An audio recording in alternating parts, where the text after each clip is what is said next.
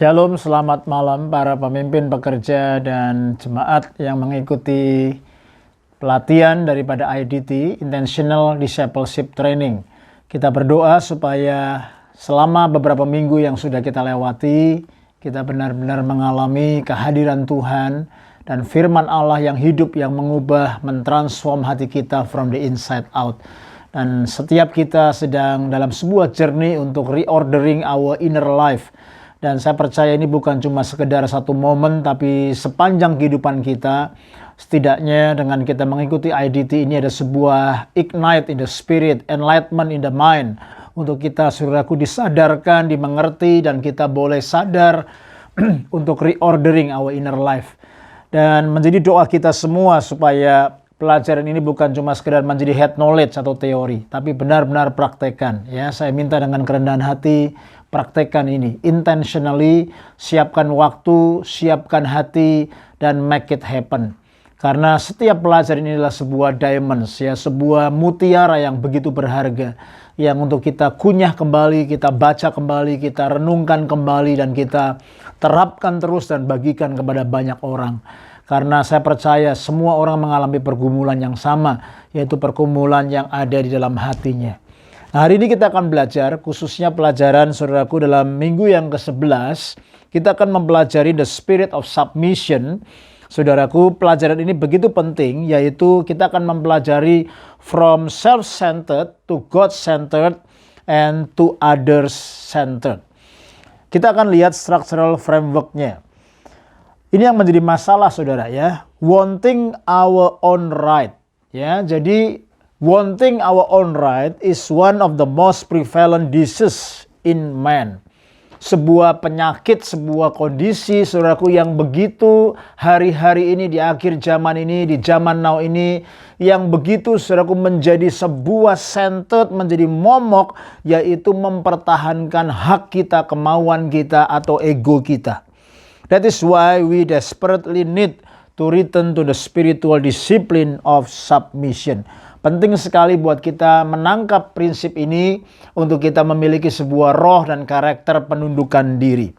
Mari kita mempelajari apa saja yang akan kita pelajari malam hari ini tentang submission. Kita akan belajar 4 kunci daripada submission.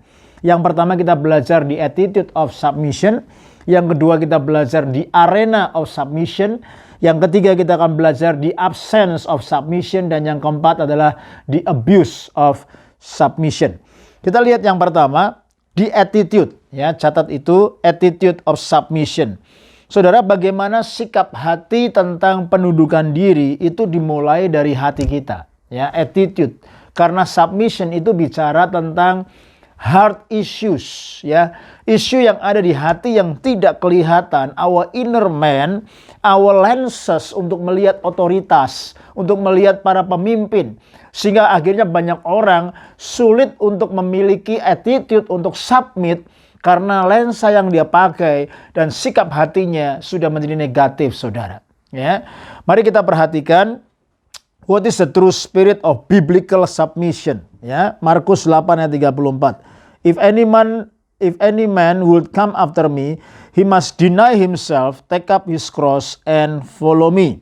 Saudara, lingkarin kata deny himself. Ya, deny himself itu bicara tentang attitude of surrender. Ya, bicara attitude of surrender, menyerahkan diri.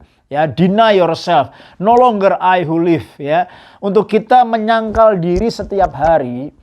Tuhan mau kita memiliki sebuah spirit of submission, penundukan diri. Kita memiliki attitude of surrender dan attitude of submission. Ya, catat 2 hal itu, saudara. Ya, apalagi kita tinggal dalam kerajaan Allah. Prinsip itu, saudaraku, living in the kingdom of God selalu bicara 2 hal ini. Ya, spirit, saudaraku, yang namanya, saudaraku, submission, dan spirit yang namanya surrender. Ya. Kalau kita yang sudah lama tinggal di sebuah negara demokrasi, kita kurang memahami, saudaraku, tentang kingdom. Tetapi kalau orang yang tinggal dalam sebuah negara atau, saudaraku, situasi yang dipimpin oleh raja, kingdom, Selalu saudaraku, penekanan dalam kingdom itu dua hal ini, spirit of submission dan spirit of surrender, ya. Bahwa orang yang tinggal dalam kerajaan itu benar-benar total, ya, berserah mengabdi, saudaraku, percaya kepada kedaulatan rajanya. Itulah bedanya, saudaraku. Nah, kalau kita tinggal dalam kerajaan Allah, jelas Tuhan Yesus berkata, setiap orang yang mau mengikuti aku, dia harus, saudaraku, deny himself, take up his cross, and follow me.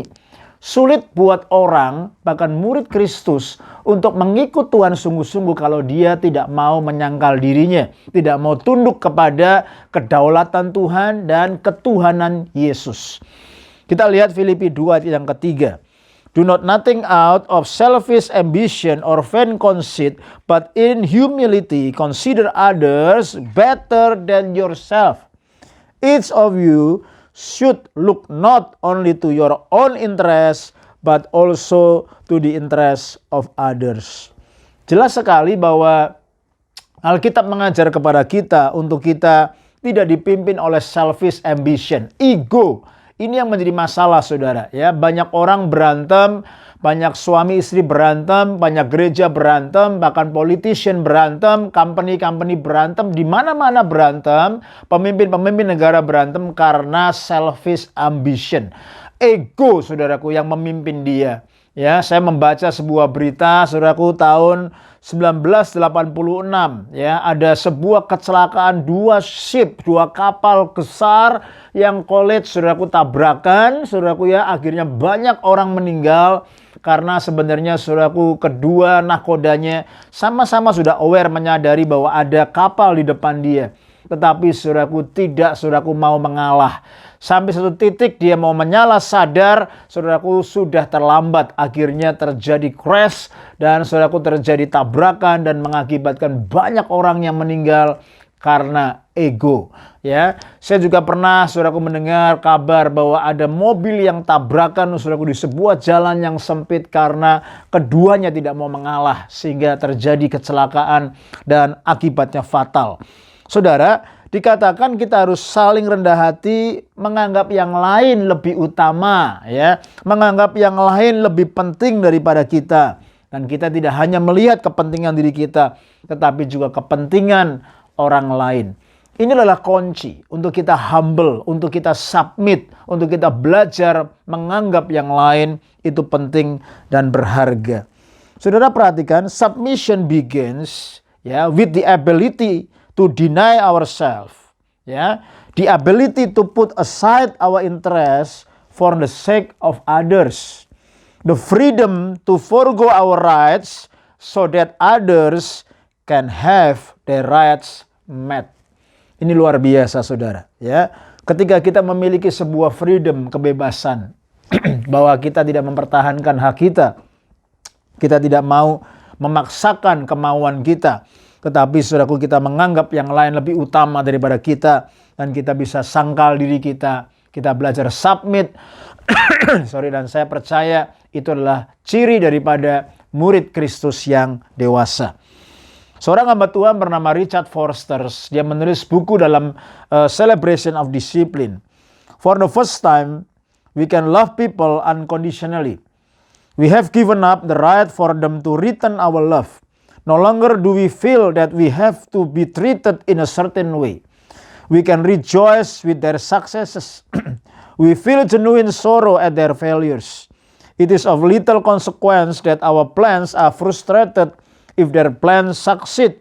We discover it is far better to serve our neighbor than have our own ways. Ini luar biasa, saudara, ya. Ini sebuah disiplin yang harus kita cultivate, ya, harus kita bangun untuk melayani orang lain, mendahulukan orang lain, dan saudaraku, dengan sebuah sikap hati yang humble, sikap hati yang mau tunduk, sikap hati yang mau berjalan dalam prinsip dan kehendak Tuhan, ya. Kalau di Indonesia ada sebuah pepatah, ada sebuah kata-kata yang berkata, ya, senang kalau lihat orang lain susah, susah kalau lihat orang lain senang. Nah, ini bahaya, saudara, ya. Kenapa sih kok dia yang dipromosiin bukan saya? Kenapa kok sih dia sih yang mesti didengar bukan saya? Ya, kita, saudaraku, susah kalau lihat orang lain senang. Lalu kita senang kalau lihat orang lain susah.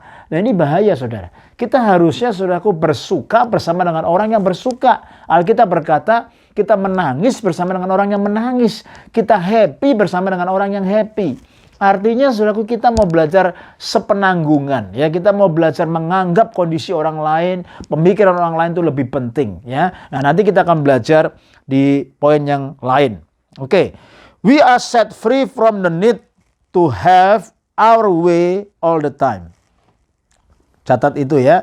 We are set free from the need to have our way all the time. Ya, my ego, my way all the time. So we are set free. Ya. Dan yang kedua, we are set free from the need to have our rights met all the time.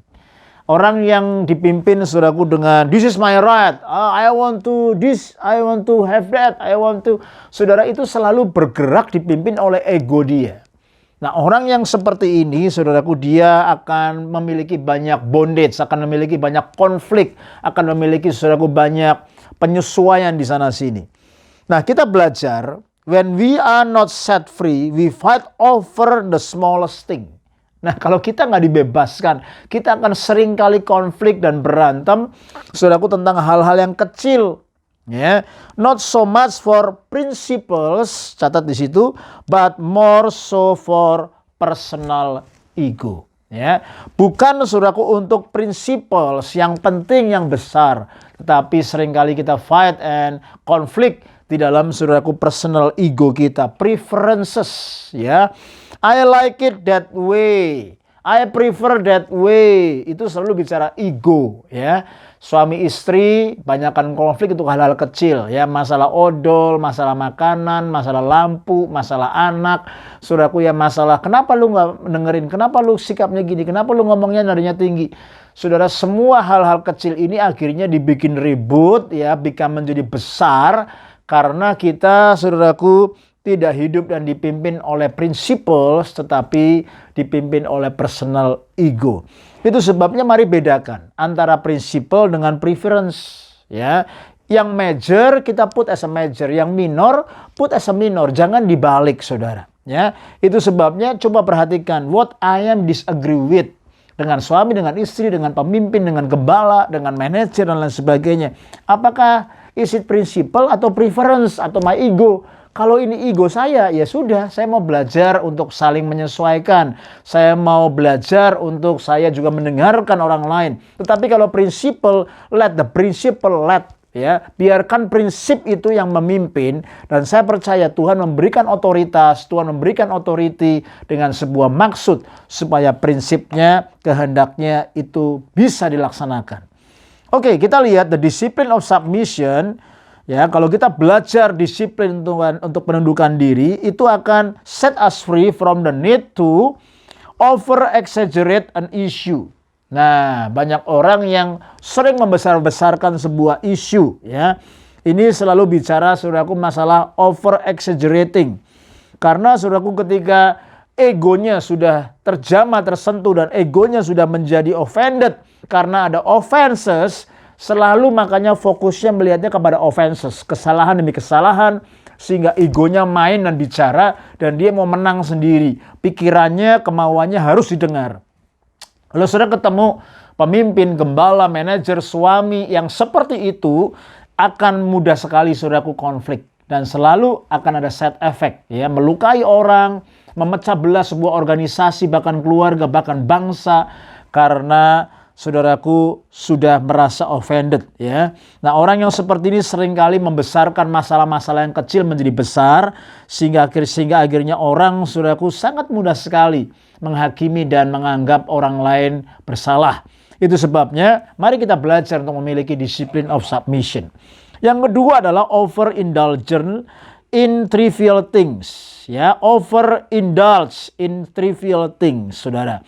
Ya, jadi hal-hal yang kecil, saudaraku, seringkali dibesar-besarkan sehingga akhirnya saudaraku menjadi saudaraku over, ya. Sehingga ketika saudaraku kita over, maka kita seringkali bisa tidak berpikiran sehat. Tetapi kalau kita belajar memiliki spirit discipline of submission, kita akan dibebaskan dari hal itu. Kita akan melihat the discipline of submission will help us see issues as they are. Ya, melihat masalah sebagai apa adanya. Kita bisa melihat dan membedakan, differentiate antara issue dengan will, ya. Issue dengan will, ya, kemauan-kemauan kita bisa bedakan. Lalu not be distracted by the desire to get our own way. Kita tidak mudah sekali dibingungkan dengan, oh ini kemauan saya harus begini. Tidak seperti itu. Drop the matter for the sake of Christ, ya. Kita bisa kembali menempatkan Kristus sebagai pusat, bukan ego-centered tapi Christ-centered. Be free from anger and bitterness. Ini luar biasa.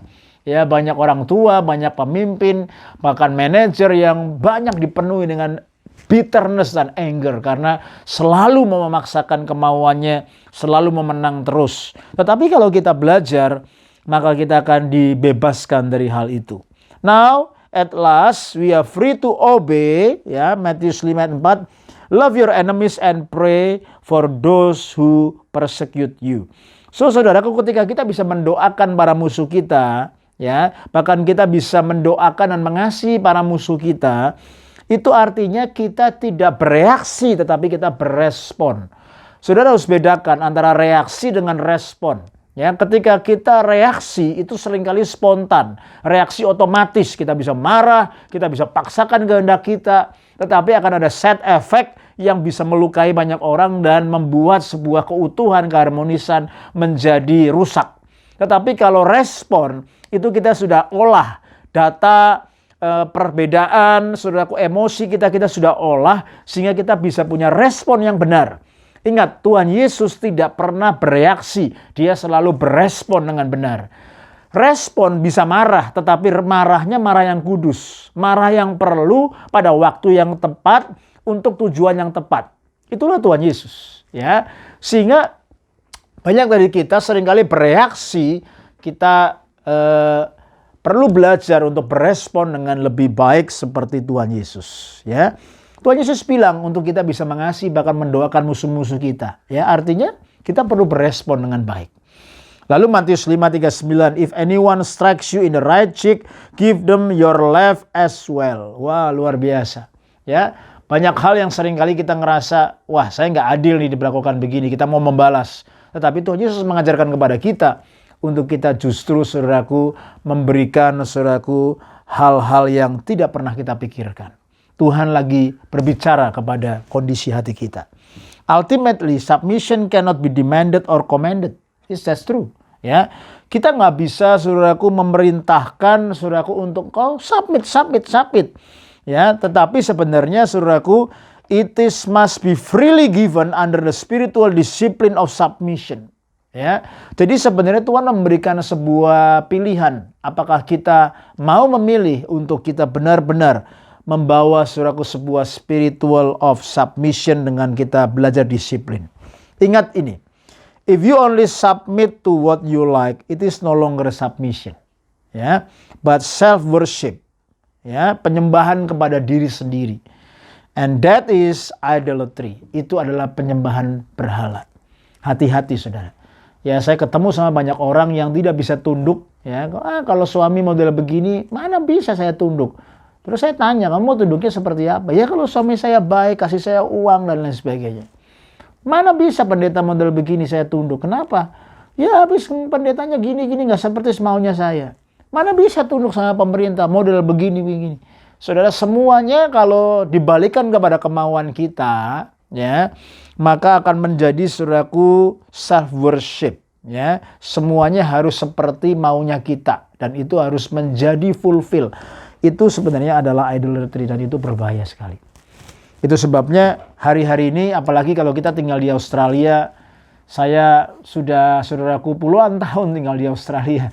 Dan sejak saya single sampai saya menikah, punya anak, mengembalakan gereja puluhan tahun sampai hari ini, saya melihat bangsa ini sangat sulit untuk berjalan dalam spirit of submission karena egonya terlalu kuat. Ya, this is my right, itu terlalu kuat. Dan saya percaya dalam prinsip kerajaan Allah selalu Tuhan menantang kita untuk yielding our rights, untuk kita belajar submit, untuk kita tempatkan Tuhan in control, in charge dalam kehidupan kita semua.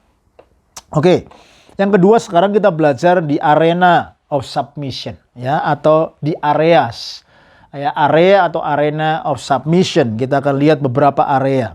There is a law in life that we can call the law of submission. Ini adalah hukum, ya. Roma 13 ayat 1 terkenal sekali kalau bicara tentang submission. Everyone must submit himself to the governing authorities, ya. For there is no authority except that which God has established. The authorities that exist have been established by God. Nah, saudaraku, tidak ada otoritas yang tidak diorden oleh Allah. Jadi semua otoritas di atas kita itu diorden oleh Tuhan. Itu sebabnya, saudaraku, di mana-mana, dimanapun Tuhan selalu menambahkan otoritas. Ya, di rumah, ya, di gereja, bahkan masuk ke bus, ke tren, ada otoritasnya.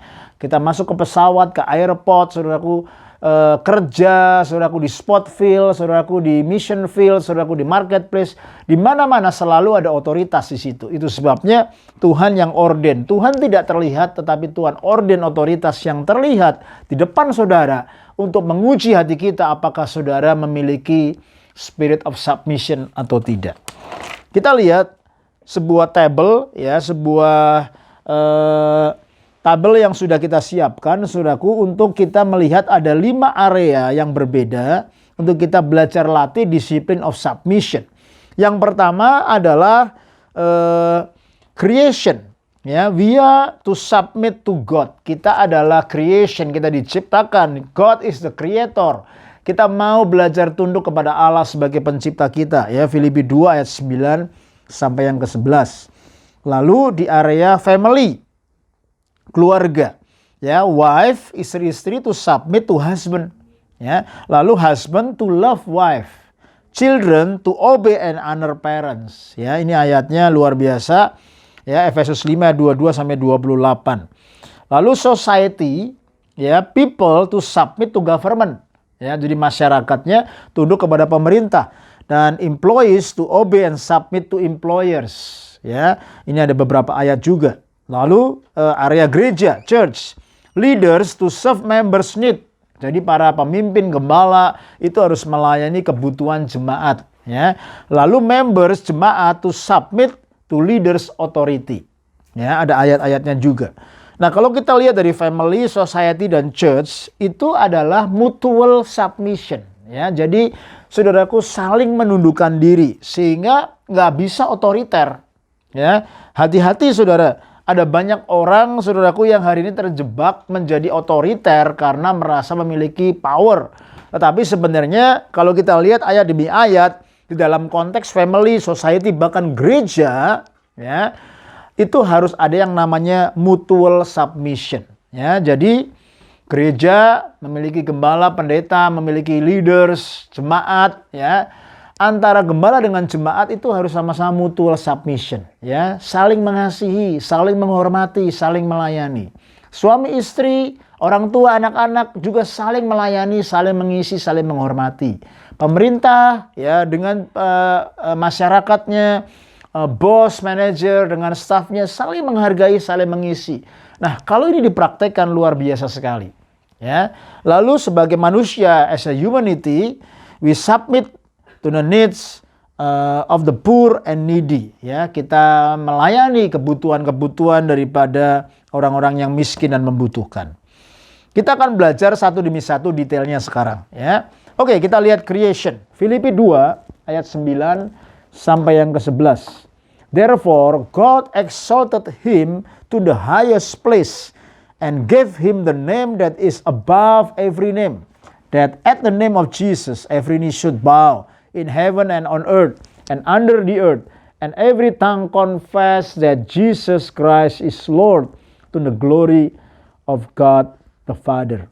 Saudara, our first arena of submission is toward our Lord Jesus Christ. Ya, tulis di situ, our Lord Jesus Christ. So every creation, every knee, every tongue, ya, shall confess, shall bow down, ya, mengaku bahwa Jesus Christ is the Lord. Every nations, every tribe.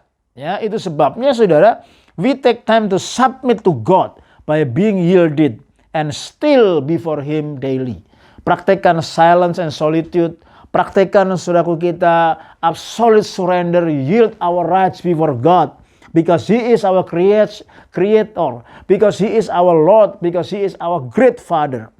The spiritual discipline of silent solitude help us in this submission. Ya, as thou wilt, what thou wilt, when thou wilt. Ya, ini sebuah quote dari Thomas Campus. Luar biasa sekali. Ya, seperti kemauanmu Tuhan. Apa yang kau mau? Kapan kau mau? Saya mau belajar taat. Lukas 1:38, saudaraku, seperti Maria berkata, I am the Lord's servant. May it be to me as you have said. Ya, be done unto me, Lord, as you wish, as you will, because I am your servant. Ini luar biasa, saudara. As we submit to Christ, the living Lord, we submit to the Bible, the living word. Ya, jadi saudaraku, orang yang berkata, saya tunduk, saya taat mengasihi Tuhan, patokannya adalah apakah dia taat dan tunduk kepada firman Allah yang tertulis, yaitu Alkitab. Ya, saya ketemu istri yang berkata, saya tunduk sama suami saya. Dia bilang begitu, saudaraku, ternyata kelakuannya tidak. Ya, padahal Alkitab berkata, tunduklah kepada suamimu. Ya, saya ketemu jemaat juga yang berkata, ya, saya mengasihi Tuhan, saya tunduk kepada Tuhan. Tetapi kenyataannya, saudaraku, dia sulit tunduk kepada lokal otoritinya sebagai gembalanya, pemimpinnya di sana. Ya, jadi semua action kita harus kembali paralel kepada firman Allah. Ya, kalau kita submit to Christ, the living Lord, maka kita submit to the Bible, ya, the living word. Artinya ketika kita mendengar Alkitab, to hear the word of God, to hear the commandment and then the demand of Christ, kita, saudaraku, to hear, kita apply, dan kita melakukannya, maka kita akan, saudaraku, reap the benefit. Kita akan menuai kebaikan daripada firman itu, dan kita bisa pass it on to others. Ya, kita bagikan kepada yang lain. Saudara, ini penting sekali. Makanya mari saya ajak kita untuk belajar tunduk dan taat kepada firman Allah yang paling tinggi. Sebab firman Allah itu adalah the supreme, ya, untuk kita bisa, saudaraku, mengerti isi hati Allah, absolute truth. Yang kedua adalah area dari family. 1 Korintus 11 ayat yang ketiga. Mari kita baca 2-3. Now I want you to realize that the head of every man is Christ, and the head of the woman is man, and the head of Christ is God. Saudara, Rasul Paulus membuat begitu jelas ada yang namanya order, ya. Dalam sebuah rumah itu God, ya, lalu Christ, lalu man, lalu woman and children. Jadi saudaraku, pemimpin pria laki-laki, ya, itu adalah pemimpin dalam rumah tangga, ya, yang memimpin istri anak-anaknya. Tapi pemimpin pria atau laki-laki adalah Kristus. Dan Kristus, saudaraku, itu, saudaraku, ada Allah di atasnya. Nah, the head of Christ is God. Ini bicara order, saudara, ya. Nah, ingat, sebenarnya, saudaraku, antara God, ya, Christ, juga, saudaraku, antara man, woman, ya, di mata Allah itu adalah equal. Ya, equal. But, saudaraku, ada yang namanya authority order. Nah, ingat, order ini yang menentukan Tuhan, ya. Untuk apa ada yang namanya authority order? Supaya, saudaraku, ada function yang jelas. Ya. Jadi, saudaraku, for submission happen, ya, itu sebabnya ada yang namanya, saudaraku, order authority, ya, atau authority order. Authority order ini supaya ada function, purpose, dan juga submission. Kalau, saudaraku, ada fungsinya jelas, maka submissionnya juga harus jelas. Itu sebabnya ada authority order. Nah, as the church has elders, deacon, and congregation. Ya, so the family has father, fungsinya sebagai elder, mother, fungsinya sebagai deacon, dan children, fungsinya sebagai congregation. Luar biasa. Ya, di mata Tuhan, Tuhan mau, saudaraku, kita saling mengasihi, saling menghargai. Lalu ada authority yang namanya authority order, supaya fungsinya itu berbeda. Dan ketika setiap orang, saudaraku, mempraktekkan submission, makalah saudaraku ordernya akan proper di hadapan Tuhan. Nah, kalau ordernya proper, Tuhan akan happy, Tuhan berkenan, dan Tuhan akan memberkati. Tapi kalau ordernya chaos, berantakan, Tuhan pusing dan Tuhan gak happy, saudara. Ya, itu sebabnya mari kita back to the order. Kita lihat Efesus 5 ayat 22 sampai yang ke-28. Saudara, ini penting saudara ya. Wife, submit to your husband as to the Lord.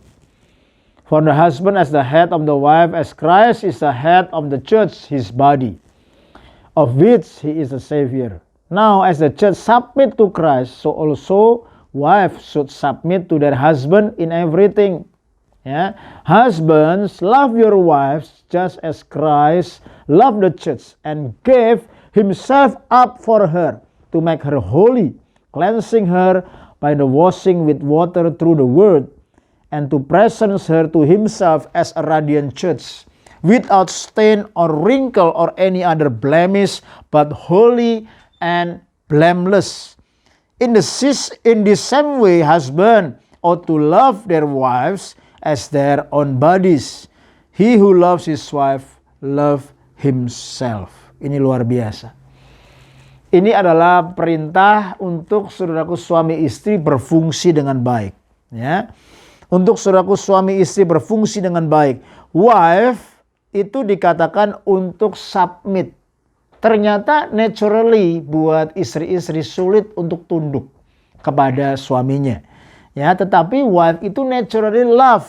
Ya. Wife itu naturally mengasihi keluarganya, saudaraku ya. Tetapi sulit untuk submit. Itu sebabnya saudaraku diberi perintah sama Tuhan. Istri-istri tunduklah kepada suamimu. Ya, respect. Karena suami itu ditempatkan sebagai otoritas, sebagai the head. Ya. Saudara, untuk seorang suami, ya, suami itu punya problem. Naturally dia itu self ego, pride-nya gede. Ya. Itu sebabnya saudaraku God memerintahkan untuk mengasihi istrinya. Seperti Kristus, standarnya itu Kristus. Standar kasihnya seperti apa sih? Kristus sudah memberikan nyawa, bahkan melayani gerejanya. Ya, menjaga gerejanya kudus, tidak bercacat, tidak bercela. Nah, ini luar biasa saudara. Ya, mari saudaraku jadikan istri-istri sebagai the treasure, saudaraku sebagai the queen.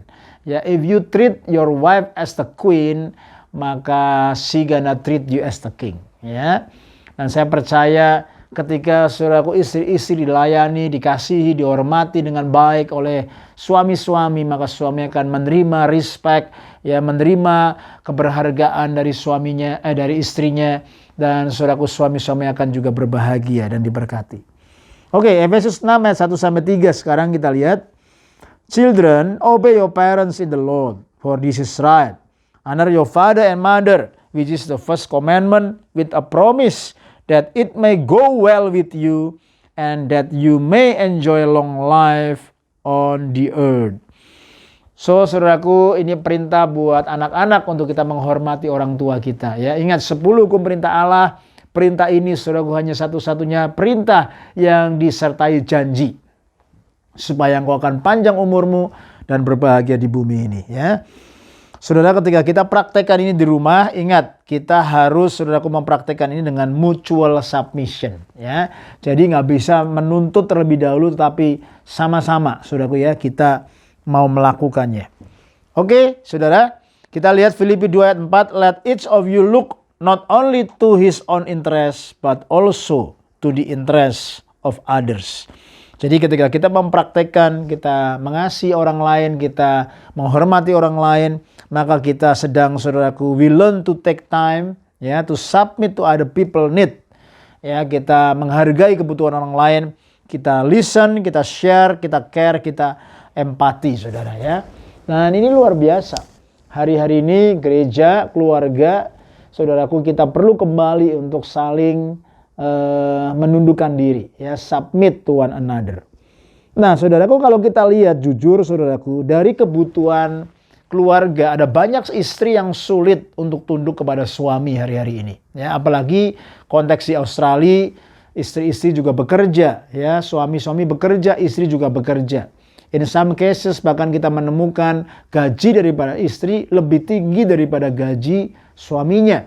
Nah, sehingga ketika istri bekerja, perform well, gajinya lebih bagus, saudaraku, ketika sampai di rumah, ini menjadi masalah karena sulit untuk tunduk kepada suami.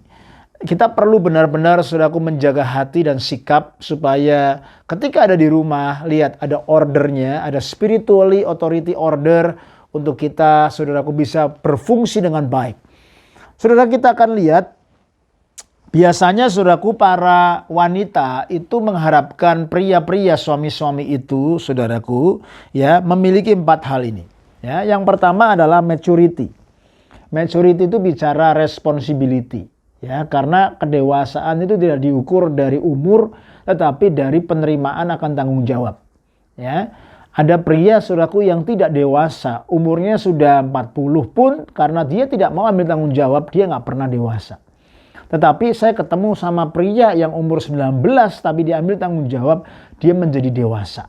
Nah, jadi kedewasaan itu bukan ditentukan dari usia atau umur, tapi ditentukan dari respon akan penerimaan akan sebuah tanggung jawab. Nah, Tuhan dan wanita merindukan suami dan pria yang mature. Ya, catat baik-baik, maturity. Yang kedua, wanita mengharapkan pria atau suaminya, ya, itu decisiveness, ya, decisiveness.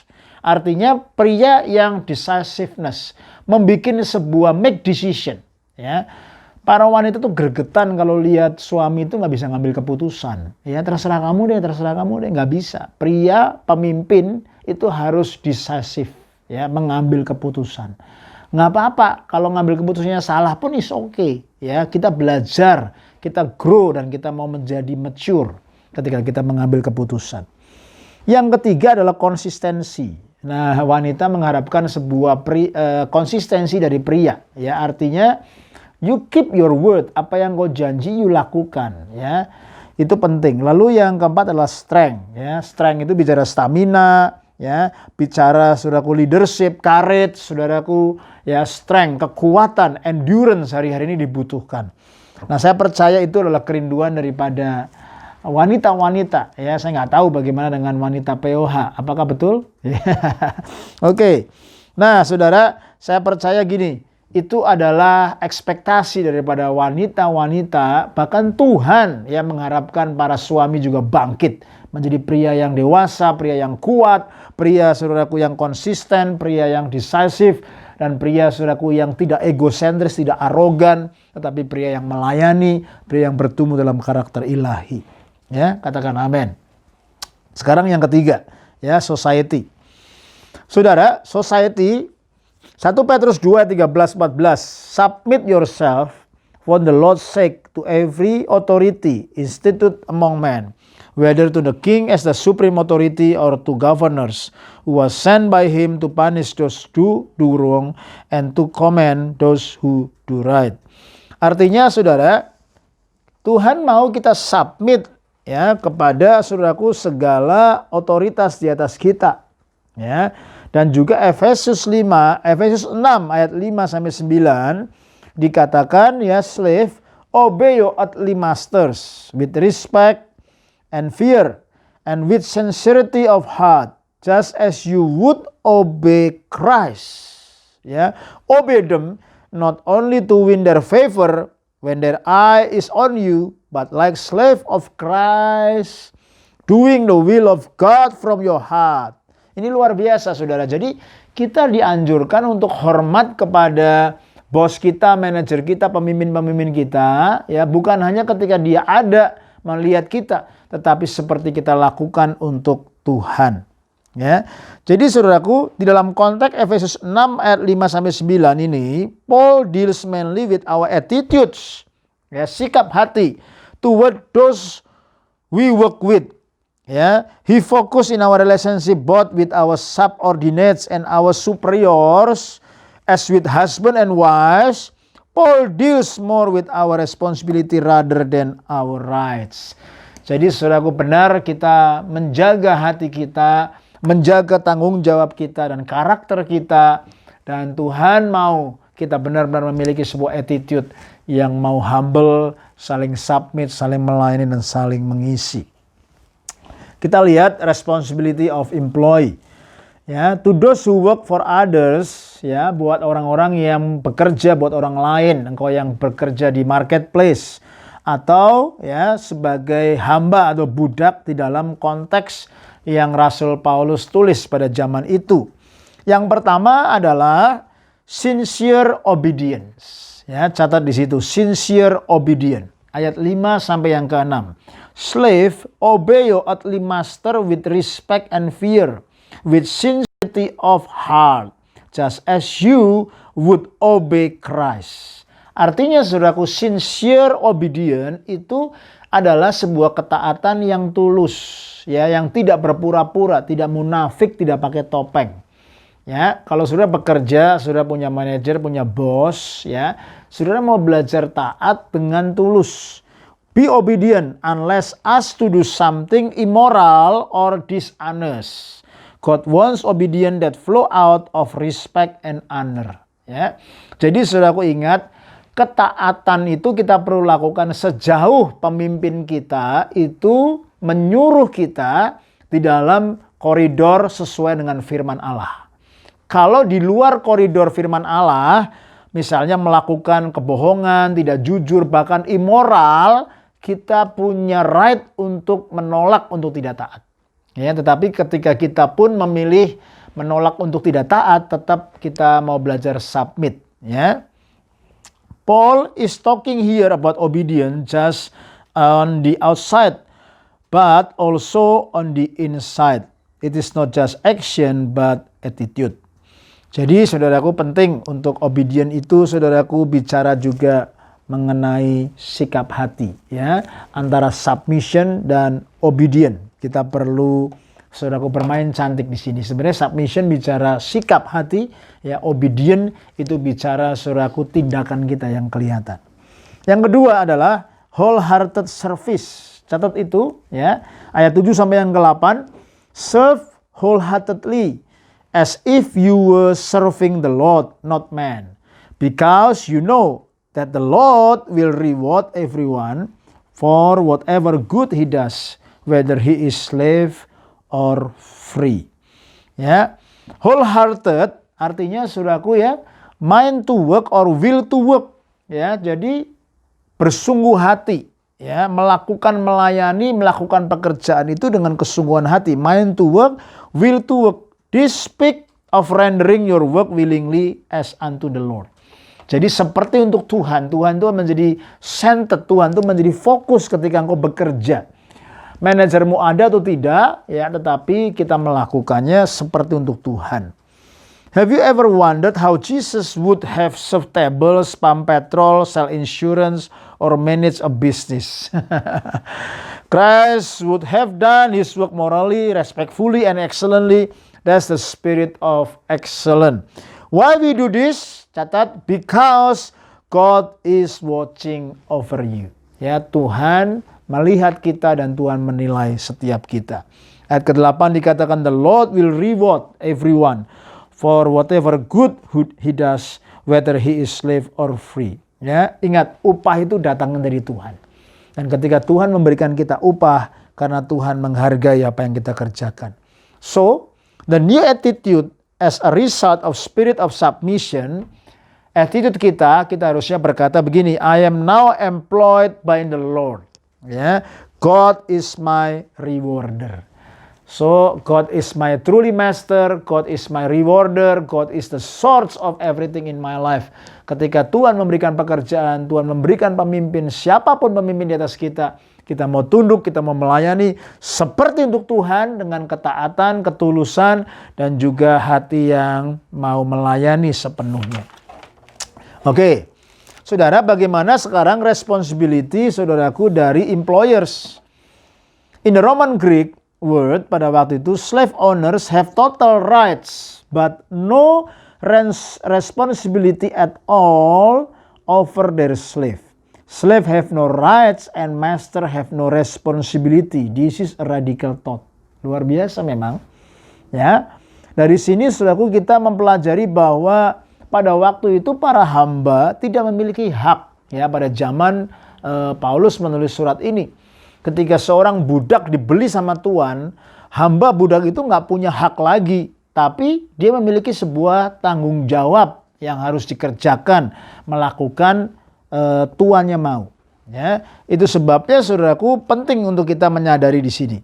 Ya.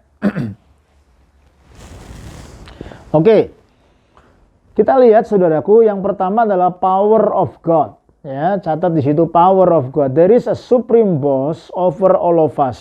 Ya, sebagai employers and employees, we are all under authority. Ingat, Tuhan itu berkuasa, Tuhan berdaulat. Sebagai employer pun, sebagai pemimpin pun, ya kita juga under God's authority. Lalu yang kedua adalah punishment of God. Ya, punishment of God. Paul reminded us that one day we will all be standing on the level ground before the judgment throne of Christ. Jadi siapapun kita akan memberikan pertanggungjawaban di hadapan Tuhan. Ya, baik bos, baik pemimpin, manajer, owner, jangan sombong, ya, jangan memeras karyawan atau teamworkmu, saudara ya. Tetapi kita belajar menghormati mereka juga, melayani mereka juga. Nah, saudara, kita perhatikan di sini, ya, whether we are employee or employees, we will have to give an account to our heavenly master, ya, for our behavior as an employer or in employee. Hidden in this view, obscure verses in Efesus pasal yang ke-6 are the keys to dealing with social evil, in this case slavery. Sorry.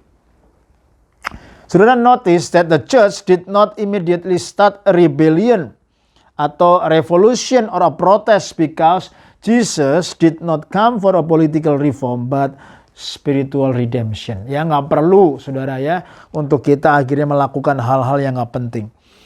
Although Christianity eventually overturned slavery, it didn't happen through political revolution, but instead Christ changed the injustice by injecting new attitudes and relationship into society. Oke, saya percaya dalam konteks sekarang ini, ya, Tuhan menghargai untuk kita memiliki sebuah sikap hati yang tunduk dan mau melayani dengan baik, baik secara staf, karyawan maupun secara bos.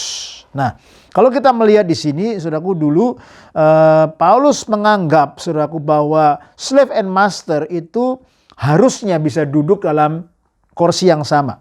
Ya, dan ini, saudaraku, tidak pernah, saudaraku, didengar, ya, unheard of in the pagan temples. Ya, itu sebabnya, saudaraku, only in the church will you see this. Turn the eyes of the masters to the Lord, turn the eyes of the slaves to the Lord, then they will look, ya, both of other with the new eyes. Ini luar biasa. Inilah adalah outcome daripada spiritual discipline of submission.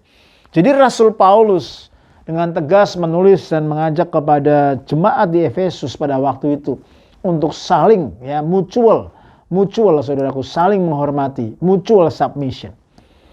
Oke, saya percaya hari-hari ini ketika kita hidup dalam konteks di Australia sudah jauh lebih baik, ya. Bos juga sangat, saudaraku, menghargai staf atau karyawan, hak-hak karyawan juga sangat dilindungi di sini, ya, dengan ada banyak rule dan law yang sangat memprotek. Dan saya percaya itu adalah menggambarkan, ya, mutual submission, mutual benefit. Oke, sekarang kita lihat arena yang keempat daripada submission adalah the church. Bagaimana dengan gereja?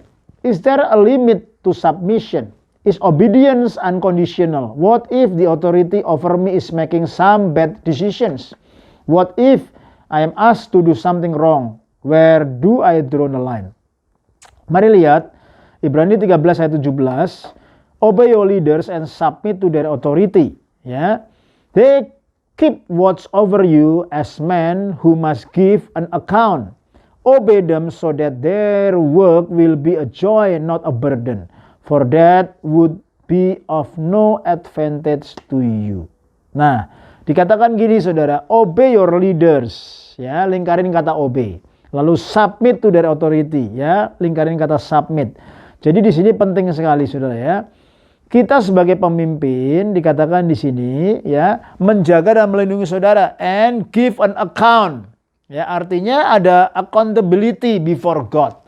Saudara, penting sekali supaya ketika para pemimpin melakukannya sebagai sebuah joy, not a burden, ya. Kalau itu semua saudaraku kita lakukan, ini luar biasa. Obey your leader, submit to their authority. What is the difference? Saudara, obedience is our actions toward authority. Ya, submission is our attitudes towards authority. Jelas ya? Obedience kita, ketaatan kita itu adalah tindakan kita ya kepada otoritas. Itu adalah outward, yang terlihat. Kamu taat atau tidak. Tetapi submission, penundukan diri, itu adalah our attitude, sikap hati toward authority. Ya, itu bicara inward.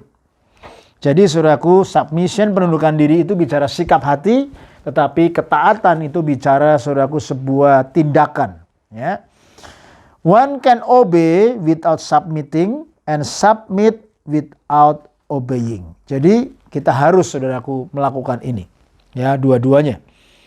Matius 21 ayat 28 sampai 31 saudara ya. Saudara, obedience ini penting sekali ya, is a matter of the heart and submission that moves saudaraku setiap kita untuk kita melakukan sebuah tindakan ya. You must maintain our proper spiritual order in our spirit. Dikatakan juga dalam Yesaya 1, if you are willing and obedient, you will eat the best from the land. But if you resist and rebel, you will be devoured by the sword. For the mouth of the Lord has spoken. Saudara, the Bible teaches ya, unconditional submission to authority, but not unconditional obedience. Ya, ingat. Tuhan dan Alkitab mengajarkan saudaraku unconditional submission. Jadi dimanapun kapanpun hati kita harus tetap submit. Tapi dikatakan but not unconditional obedient.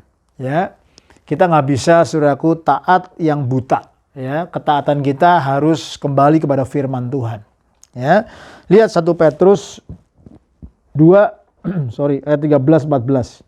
Submit yourself for the Lord's sake to every authority instituted among men, whether to the king as a supreme authority or to governor who are sent by him to punish those who do wrong and to commend those who do right. Saudara, artinya kita mau belajar submit kepada otoritas kita ya. Selama otoritas kita, saudaraku, itu benar di hadapan Tuhan. Dan saudaraku, seandainya saudaraku otoritas kita benar di hadapan Tuhan, kita mau taat ya. Tetapi bagaimana kalau otoritas di atas kita abusive dan di luar kepada perintah dan kehendak Tuhan? Kita bisa memilih untuk tidak taat, tetapi kita perlu tetap submit ya. Dan ketika kita submit, kita bawa, kita doakan pemimpin-pemimpin untuk saudaraku mereka juga boleh encounter dengan Tuhan. Oke. Roma 13 ayat 1, everyone must submit himself to the governing authorities. Ya, sebab saudaraku semua otoritas itu diorden dari Tuhan. The limit of obedience stop when obedience become destructive. Ya, when we are asked by a boss to lie, when we are told by someone in authority to break the law of God, jelas itu saudaraku akan stop obedience-nya. Ya, kita bisa memilih untuk tidak taat. Saudara, prinsipalnya begini. We are to submit to authorities, ya. Lalu dikatakan we are not to obey ungodliness. And then when human regulation become destructive to our responsibility to God's higher order, God's will prevail. Oke. Yang lainnya saudara, kita bisa baca ya. Saya percaya para pemimpin pekerja di Place of Hope juga sudah belajar tentang hal ini pada waktu ESC. Betapa penting untuk kita belajar tunduk dan taat, saudara ya. When you see a need, you meet it. When you sense a pain, soothe it. When you detect a hurt, heal it.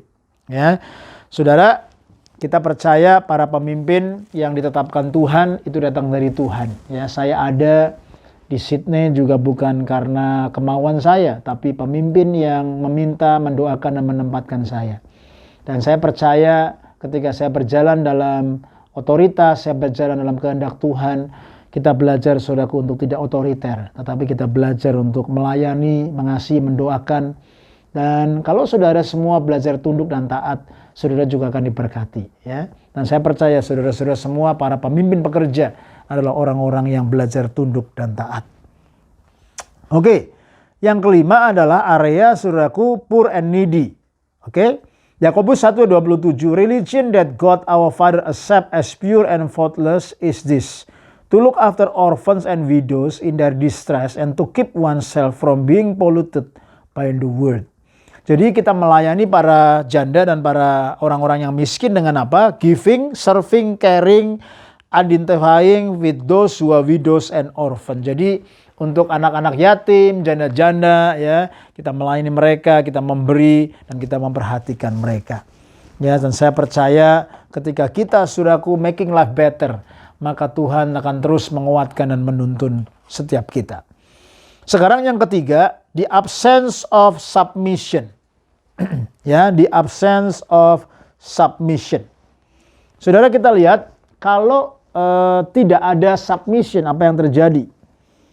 Exodus 16 verse 8, Moses also said, you will know what it was the Lord when he gives you meat to eat in the evening and all the bread you want in the morning, because he has heard your grumbling against him.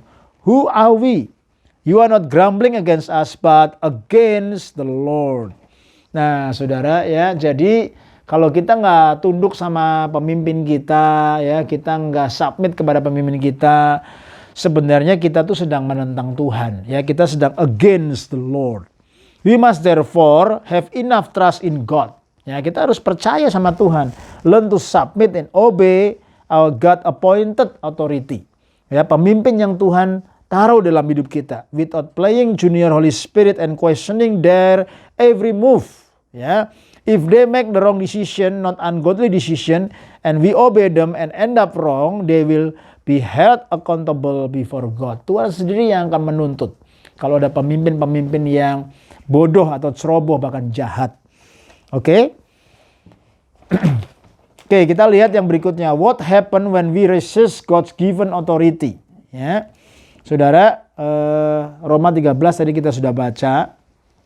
Saudaraku, dikatakan saudaraku itu akan membawa judgment, ya, akan ada penghakiman, ya, Tuhan sendiri yang menempatkan otoritas. Kalau orang nggak taat, ya, absence, nggak punya memiliki submission in their heart, maka dia akan berhadapan sama sumber otoritas, yaitu Tuhan, karena Tuhan yang mendelegasikan otoritas, ya. Prinsipnya begini, saudaraku, kalau saudara contohnya driving, lalu saudara ketangkep polisi, ya, kan polisi otoritas, ya, justru berhenti, saudara salah, lalu saudara nggak terima, ya, saudara nggak mengakui itu, saudara nggak tunduk sama otoritas, ya, saudara bilang, oh saya nggak tahu, kayak oh, saya ini kan gini. Kita seringkali mencoba membela diri, ya, tetapi polisi otoritas selalu yang punya otoriti untuk berkata kamu salah, oke, kamu harus ikutin aturan ini, dan dia keluarkan fine, saudara di fine $400. Nah, ketika dikeluar fine-nya, lalu saudaraku kau terima fine itu, lalu polisinya pergi. Lalu saudara nggak memiliki submission, saudara nggak memiliki obedient, saudara nggak belajar dari masalah itu. Lalu saudara marah-marah. Lalu apa yang terjadi? Saudara sobek itu kertas fine-nya, saudara sobek-sobek lalu saudara buang. Ya, polisinya saudaraku bisa omelin, saudara bisa gosipin, saudara bisa buat di sosial media, saudara sobek-sobek itu kertas fine-nya, karena saudara nggak mau tunduk, nggak mau taat sama otoritas. What happen next? Kau akan berhadapan dengan otoritas yang lebih besar. Bahkan court akan menantimu, judgment akan menantimu. Nah, kalau kita hidup di dunia yang fisik ini aja, ada sebuah aturan yang begitu jelas, apalagi dengan Tuhan sebagai sumber otoritas. Itu sebabnya mari kita belajar tunduk dan taat. Ya. Kita lihat saudaraku, Numbers 12, ini cerita Miriam dengan Aaron yang akhirnya nggak taat sama Musa dan berontak sama Musa, akhirnya dia kena lepra. Ya, saudara nanti baca di rumah sendirian, saya nggak ada waktu untuk menerangkan. Intinya saudaraku, semua apa yang dialami ini, kalau kita resist saudaraku God's given authority, baik itu gembala, pendeta, baik itu government, baik itu manajer, baik itu suami, akan ada side effect. Ya. Bahkan saudaraku, orang bisa kena sakit, lepra, orang-orang yang seperti Harun, seperti Miriam, saudaraku, ya, dia menolak, ya, dia berpikir emang cuma Musa yang bisa mimpin, emang cuma Musa yang bisa khotbah, gua juga bisa, gua juga pemimpin. Akhirnya repot, saudara, ya, banyak orang bisa merasa gubernur rasa presiden lah, saudara tahu ya what I mean ya. Ada jemaat rasa pendeta gitu ya, merasa lebih daripada pendeta gitu lah, merasa lebih daripada gubernur, merasa hebat, merasa tahu, sehingga akhirnya tidak tunduk, tidak taat. Selalu ada resiko di belakang itu. Itu sebabnya mari belajar ya. Yang keempat, saudaraku, adalah the abuse of submission ya. Abuse of submission terjadi di mana-mana, baik di keluarga, baik di gereja, baik di pemerintah, baik di company. Itu sebabnya kita perlu be wise. Oke. Nah, 4 karakteristik abuse of submission apa aja? Yang pertama, power posturing. Ya. Power posturing. When you find leaders spending a lot of time reminding you what they are the boss, when leadership is not loving the people but lording over them and controlling them.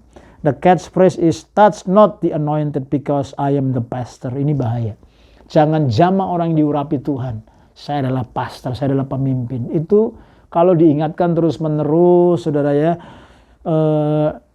menunjukkan dia berkuasa, tapi tidak melakukan kasih, tidak menjaga kawanan domba, tidak memberikan contoh, itu berbahaya. Jadi power posturing itu akan menjadi abusive. Ya, lalu yang kedua, performance preoccupation. Apa artinya performance preoccupation? This is when the church is too performance oriented. Ya, semuanya diukur dari penampilan, dari pelayanan, saudaraku ya. The whole tone of the church is to drive the people to perform. Ya, when you don't measure up, you are made to feel guilty. Ministry become a chore and no longer a delight. Ini bahaya. Makanya dipush, saudaraku, dipaksa. Banyak jemaat pekerja jadi burn out. Akhirnya pemimpin melihat jemaat sebagai objek, bukan sebagai, saudaraku, pribadi yang harus dikasih dan dibawa kepada ke arah Kristus. Yang ketiga adalah restricting rules. Nah, biasanya sangat pendekatannya rules dan sangat restricted. Ya. In abusive spiritual system, the people's life are controlled by rules either spoken or unspoken. Nah, unspoken rules are those that you never know until you break them. When disagreement equal in submission. Nah, ini bahaya, saudara. Ya. Ada banyak rules, ada banyak, saudaraku, restricting rules yang akhirnya, saudaraku, menjadi masalah. Ciri-cirinya sebenarnya 3. Ya, dominasi, manipulasi, intimidasi. Ini terjadi, saudaraku, baik di gereja, baik di keluarga, baik di mana-mana. Ya, pemimpin kontrol, saudaraku, dengan mendominasi, dengan intimidasi, dengan manipulasi. Kadang bukan untuk kepentingan Tuhan, bukan untuk kerajaan Allah, tapi untuk kepuasannya dan egonya dan kekayaan pribadinya. Itu berbahaya. Nah, yang keempat adalah absent accountability. Ya, jadi nggak pernah bertanggung jawab, nggak punya accountability. Submission becomes abusive when leaders refuse to be held accountable. We alone are right. Ini bahaya. Saya sebisa mungkin beraccountable ya dengan teman-teman. Saya memiliki penasihat rohani, saya memiliki inner circle leaders. Saudaraku, saya memiliki penasihat-penasihat rohani. Walaupun juga, saudaraku, saya dipercayakan sebagai pemimpin dalam Forum Gereja Indonesia, saya tetap meminta ada beberapa pastor-pastor yang senior untuk menjadi advisor buat saya, menjaga saya accountable dengan mereka. Jadi sebagai pemimpin kita perlu be accountable, ya, karena kalau nggak bisa berbahaya. Oke, selesai. Dan saya berdoa semoga kita semua bisa mempraktikkan pelajaran ini, ya, submission. Karena ini bukan teori tapi kita hidupin, ya. Saya sebagai pribadi, saudaraku, saya ada dalam kota ini, di kota Sydney di Australia, semua karena rencana anugerah Tuhan, dan anugerah Tuhan, rencana Tuhan yang besar terjadi lewat pemimpin. Ya, saya datang bukan karena ambisi saya, bukan karena rencana saya, tapi semua karena rencana Tuhan lewat pemimpin. Dan juga dalam proses sekarang kita merging gereja. Ya, ada sebuah kepercayaan yang Tuhan percayakan lebih besar juga karena approval dari para pemimpin. Ya, dan saya percaya ketika kita berjalan dalam otoritas, ketika, saudaraku, kita menjadi good follower, maka you gonna be a good leader. Dan ketika kau menjadi good leader, jadilah, saudaraku, servant leader, pemimpin yang melayani, yang takut akan Tuhan, yang cinta akan Tuhan, yang rendah hati. Dan ketika, saudaraku, engkau dipercayakan otoritas, engkau nggak menjadi otoritatif, engkau nggak menjadi otoriter, engkau nggak menjadi abusive, tetapi engkau akan gain respect, gain trust, sebab Engkau proven dan Engkau akan berbuah untuk menyenangkan, memuliakan Tuhan. Akan terjadi banyak masalah, akan terjadi banyak konflik kalau kita nggak bisa menjadi good follower, kalau kita nggak bisa submit. Nah, orang seperti ini seringkali bisa menjadi pemimpin karena ambisi dia, karena bahkan mungkin self-appointed leader, menunjuk diri sendiri. Ini bahaya. Nah, ini terjadi di mana-mana. Itu sebabnya praktekkan ini, become a good follower and become a good leaders, menjadi good husband, good manager, good boss, dan semuanya ketika kita lakukan dalam kehendak Tuhan, the Lord's favor will be with you. Amin. Mari kita tundukkan kepala. Bapa di surga, terima kasih buat firman-Mu. Engkau berbicara, menguatkan dan meneguhkan setiap kami. Ampuni kami kalau kami seringkali lupa Tuhan untuk mempraktekkan disiplin of submission. Tuhan tolong supaya kami semua bertumbuh dalam disiplin of submission. Kami memiliki spirit of submission.